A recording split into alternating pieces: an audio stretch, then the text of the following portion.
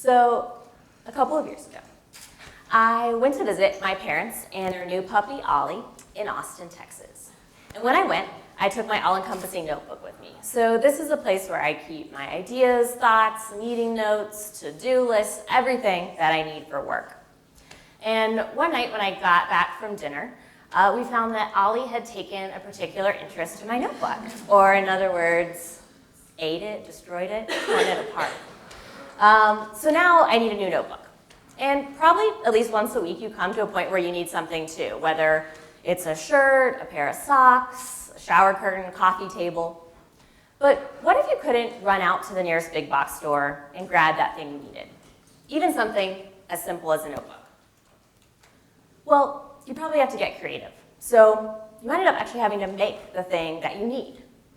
You need to be resourceful, so you'd have to find the materials and transform them into what you want. And in that way, you'd also be sustainable, so you wouldn't be using materials that were mined from the earth and shipped thousands of miles to you. You'd be making something super local, literally with your own hands right in front of you. So if all the big box stores were gone, we could build a culture of creative, resourceful, and sustainable people. Doesn't sound very bad.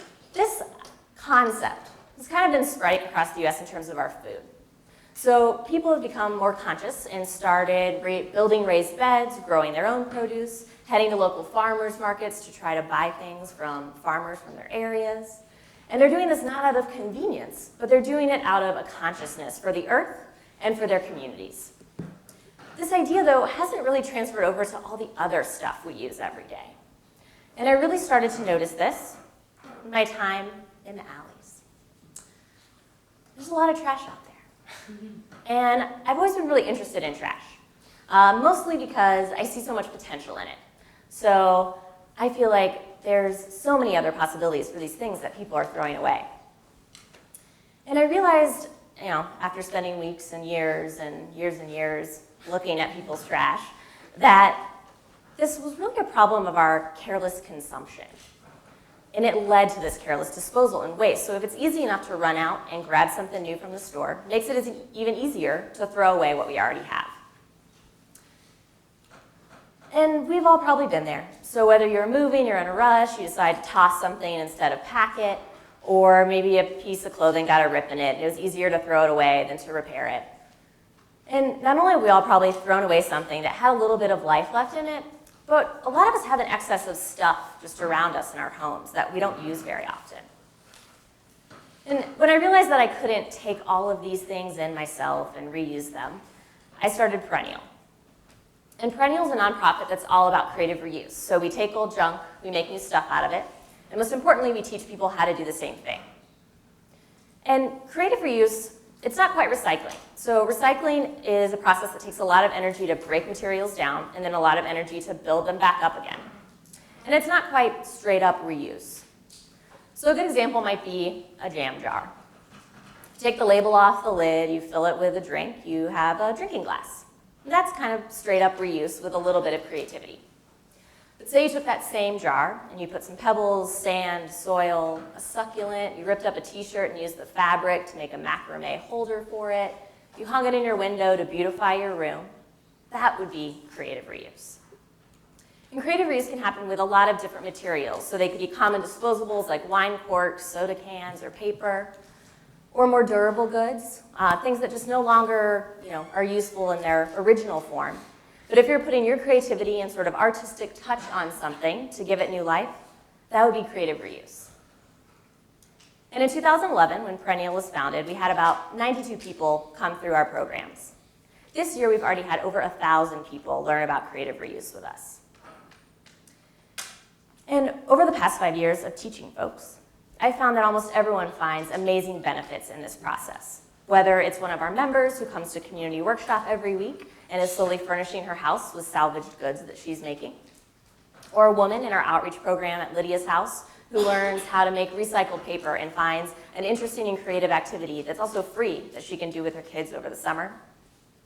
This process helps us build communities that are connected and engaged and also sustainable. So back to the notebook. When this happened, Especially as the executive director of a creative reuse nonprofit, it seemed even more imperative that I not run out to the big box store and buy a new composition book. And when I broke the notebook down, it's really a pretty basic thing. It's just a bunch of paper sandwiched between two thicker pieces of paper. And a lot of times when I think about creating objects on my own, I consider what I need and what its qualities are, and what I could substitute to fill that need. So for the paper on the inside, it needs to be maybe rippable, foldable. I need to be able to write on it and see my writing, and I want to be able to punch through it so that I can bind it all together. And when I started thinking about it, it could be printer paper that's just used on one side, maybe the ends of a spiral notebook. There's always a few pages at the end that don't get used. An old pack of paper from a class, receipts, even encyclopedia pages have really fine writing, and if I wrote on top of them, I could probably still see what I wrote. For the cover, it needs to be something more durable and kind of protect the inside pages. But also, I need to be able to punch through it still to bind it all together. So things like cereal boxes, even leather maybe from an old coat or jacket, cardboard. And in the end, I ended up creating a notebook out of an old hardback book. But the possibilities were endless.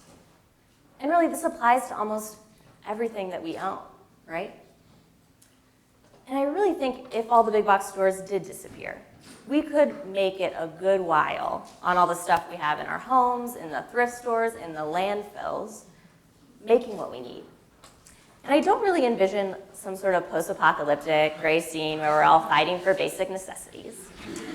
I think what we could create is a place where we eat off of dishes that are handcrafted. We sit in furniture that's super comfortable because it's built just for our bodies. We have fashions that have never been seen before. And we create this community with our friends, our neighbors, our families. And everything that we own becomes really important. It becomes the pride of our lives because we've made it with our own two hands, or someone that we know has made it for us. So tonight, when you leave, you could start small, maybe a drink out of a jar. You could go big, make your next outfit from your old bed sheets. But the next time you think you need to buy something, just take a breath, count to 10, and count all the things you already have that you could transform into what you need.